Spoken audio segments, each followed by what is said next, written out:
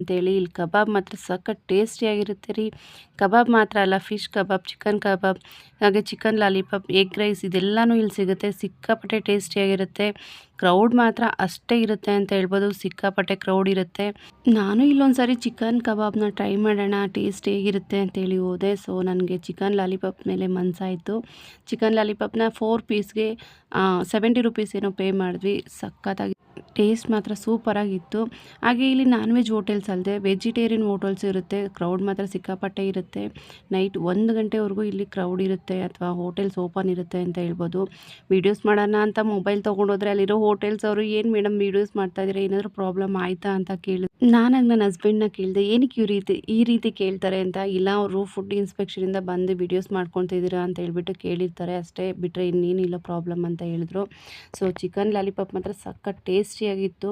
ಒಂದು ಸರಿ ಹೋಗಿ ವಿಸಿಟ್ ಮಾಡಿ, ನಿಮಗೆ ಗೊತ್ತಾಗುತ್ತೆ ಟೇಸ್ಟ್